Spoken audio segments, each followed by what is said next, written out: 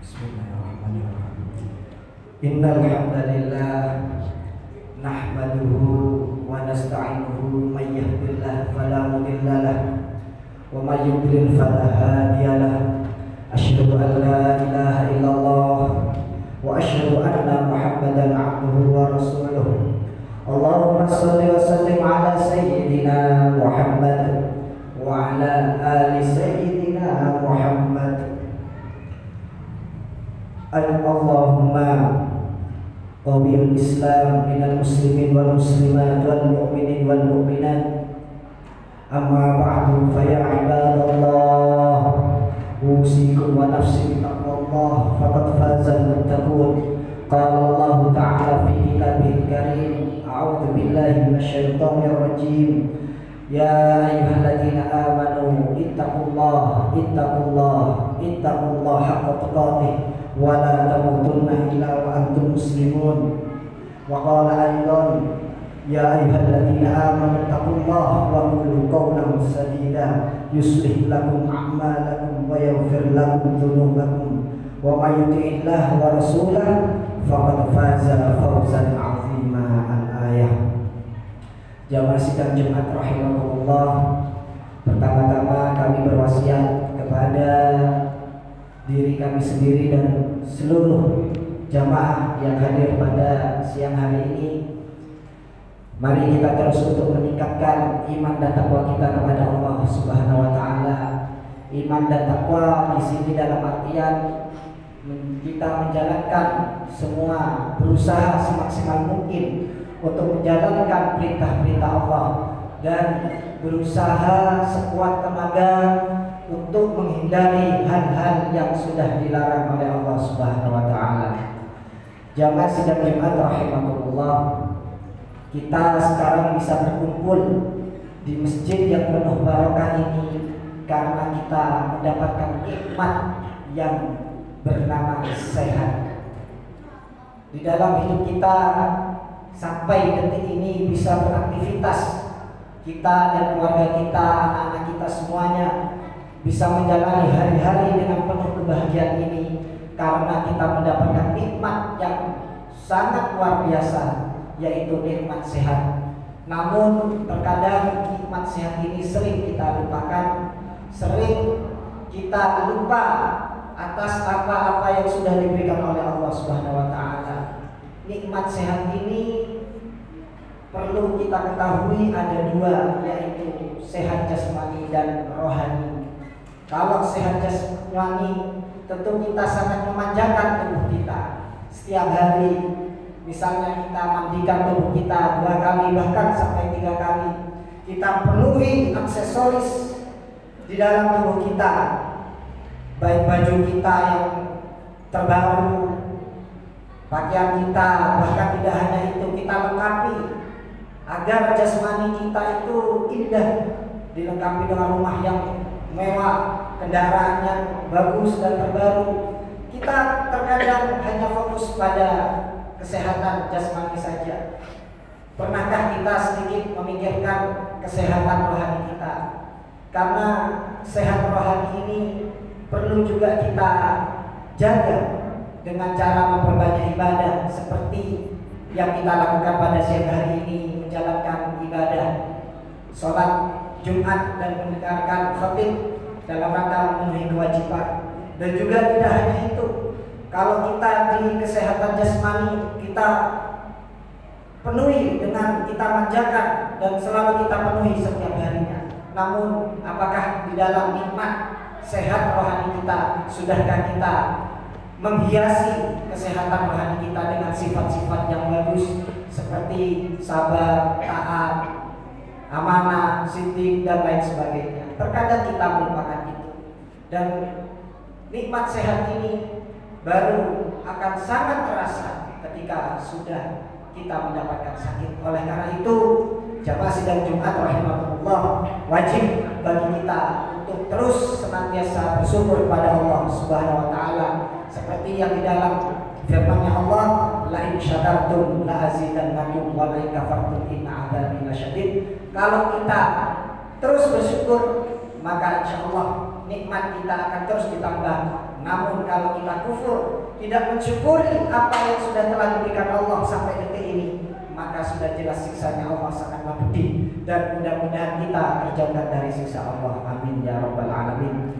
Jamaah sidang Jumat rahimahullah, sudah kita ketahui bahwasanya sehat itu ada dua, jasmani dan rohani. Kemudian lawan katanya sehat yaitu adalah sakit. Ini sangat menarik. Kebetulan kami tadi membaca kitab Ihya Ulumuddin. Imam Ghazali membagi di dalam kitab Ihya Ulumuddin mengenai sakit, yang mana sakit itu ada dua, ada sakit jasmani dan sakit rohani. Perlu dan harus kita ketahui perbedaan berikut ini sesuai yang dijelaskan oleh Imam Ghazali dalam kitab Ihya Ulumuddinnya. Yang pertama, kalau sehat, kalau sakit zahir, sakit jasmani, ini semua ada dokternya. Seperti sakit corona, sakit mata, mulut, hidung, telinga, gigi, jantung, semuanya ada dokternya. Bahkan sekarang sudah ada dokter spesialisnya, spesialis jantung sendiri, spesialis kulit sendiri, spesialis mata sendiri, semuanya ada spesialisnya, semuanya ada dokternya kalau penyakit zahir. Kemudian Imam Ghazali menjelaskan, namun perbedaannya kalau sakit rohani, batin kita yang sakit, maka sudah jelas tidak ada dokternya. Pernahkah kita menemui misalnya salah satu contoh yang namanya sakit batin, sakit rohani, yaitu hasud, iri, dengki, kemudian pemarah dan lain sebagainya? Tidak ada dokter. Di mana kita akan menemukan dokter untuk penyakit pelit, bakhil, dokter untuk penyakit marah? Tidak ada. Bahkan kita tidak akan menemui. Yang ada untuk penyembuh dari penyakit batin ini adalah keinginan kita untuk berubah menjadi lebih baik, dan juga ketaatan kita, menambah ketaatan kita. Karena al-iman yazidu bitta'at, iman itu terus bertambah, kebaikan terus bertambah dengan cara taat. Dan al-iman yanqus bil maksiat, dan keimanan itu akan terus berkurang, menggerogoti kita, sifat-sifat negatif kita akan terus bertambah bil maksiat, karena dengan maksiat. Dan jelas tentu penyakit batin ini tidak ada dokternya kecuali keinginan kita sendiri untuk menjadi berubah lebih baik. Itu yang pertama. Jamaah sidang Jumat rahimahullah. Kemudian Imam Ghazali menjelaskan perbedaan penyakit zahir dan batin yang kedua. Yang kedua yaitu kalau penyakit zahir ini resikonya yaitu paling banter hanya di dunia saja, yaitu kematian. Misalnya sakit jantung, resikonya mati. Sakit corona, resikonya mati. Sakit liver, resikonya mati. Dan penyakit-penyakit lainnya, resikonya semuanya adalah meninggal, dan hanya di dunia saja. Resiko terbesarnya. Tetapi kalau penyakit akhirat, resikonya tidak hanya di dunia, tetapi juga di akhirat. Kenapa seperti itu? Karena nanti semisal nanti di penduduk neraka kita disiksa misalnya, pasti pertanyaannya bukan karena kenapa Anda masuk neraka, karena saya sakit liver, karena saya sakit corona, tidak seperti itu. Tetapi pasti karena penyakit-penyakit batin ini. Kenapa masuk neraka? Karena kita sering iri, dengki, hasud, kemudian pelit, bakhil, pemarah dan lain sebagainya. Inilah yang menyebabkan nanti masuk neraka. Kerugiannya kita tidak hanya di dunia. Di dunia kalau kita sering memupuk, sering memiliki penyakit batin ini, maka sudah jelas kita tidak akan disukai oleh saudara-saudara kita, keluarga kita, teman-teman kita semuanya. Kenapa? Karena memiliki sifat yang namanya sifat batin yang negatif ini, entah itu pemarah, iri, dengki dan lain sebagainya. Bahkan juga dijelaskan dalam hadis bahwasanya orang yang selalu iri, dengki itu bisa makan seluruh amalnya seperti api yang memakan kayu bakar. Oleh karena itu dalam Al-Quran dijelaskan wala tajassasu wala tamatu ba'du ba'dan. Ya, inna ba'dadh-dhanni ismun kabir, sesungguhnya kita selalu berpikir negatif, iri, dengki dan lain sebagainya, itu termasuk sebagian dosa besar. Maka sudah pasti kita tidak hanya rugi di dunia kalau punya penyakit batin ini, tetapi juga rugi nanti di akhirat, bisa-bisa masuk neraka, naudzubillahi min dzalik. Oleh karena itu kita harus menghindari yang namanya penyakit batin ini, karena resikonya tidak hanya di dunia, sudah buruk di dunia, juga nanti buruk di akhirat. Tetapi kalau penyakit zahir tidak seperti itu, resikonya hanya di dunia saja. Makanya Imam Ghazali tidak perlu khawatir kalau kita memiliki penyakit zahir, karena sudah ada banyak dokternya dan juga resiko terbesarnya hanya di dunia. Tetapi yang perlu kita khawatirkan adalah penyakit batin, karena resikonya penyakit-penyakit batin ini marah, iri, dengki, pelit dan lain sebagainya. Ini resikonya tidak hanya di dunia, tetapi juga resikonya di akhirat. Nauzubillahi min dzalik. Kemudian jamaah sidang Jumat rahimahullah, Imam Ghazali membagi yang ketiga, pembagian perbedaan antara penyakit zahir dan batin, yaitu kalau penyakit zahir, beliau menjelaskan sangat detail dalam kitab Ihya Ulumuddin. Kalau penyakit zahir seperti demam, corona, panas, pusing, sakit gigi dan lain sebagainya, yang merasakan adalah dirinya sendiri, kita sendiri yang merasakan, bukan orang lain. Bahkan orang lain pun tidak tahu, meskipun itu dokter tidak akan tahu, kecuali orang tersebut yang menyatakan bahwasanya merasakan penyakit zahirnya. Seperti sakit gigi, yang merasakan kita sendiri, sakit pusing, sakit corona, sakit demam dan lain sebagainya. Semua penyakit zahir yang tahu dirinya sendiri, tetapi orang lain tidak ada yang tahu. Tetapi kalau penyakit batin itu sebaliknya, yang tahu itu adalah orang lain, bukan dirinya sendiri. Bahkan dirinya sendiri itu tidak sadar akan penyakitnya dirinya sendiri. Semisal orang kalau pemarah, yang sadar itu yang merasakan adalah orang lain, bukan dirinya sendiri. Penyakit iri, dengki, benci, fitnah dan lain sebagainya, ini yang merasakan dirinya itu tidak merasa, tetapi orang lainlah yang merasakan bahwasanya itu orang tersebut termasuk orang yang pelit, orang tersebut termasuk orang yang pemarah, orang tersebut termasuk orang yang iri, dengki dan lain sebagainya. Orang lainlah yang merasakan. Inilah salah satu perbedaannya. Makanya penyakit batin ini sangat merusak kita, entah itu di dunia maupun di akhirat. Justru kalau di dunia dengan kita memiliki sifat-sifat yang buruk seperti ini, iri, dengki, benci, pemarah dan lain sebagainya, kita pasti akan dijauhi oleh orang-orang sekitar kita, bahkan keluarga kita tidak akan senang.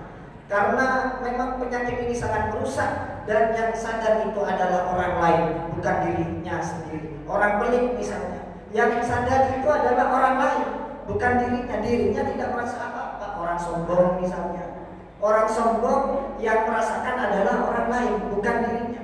Inilah perbedaan penyakit zahir dan batin.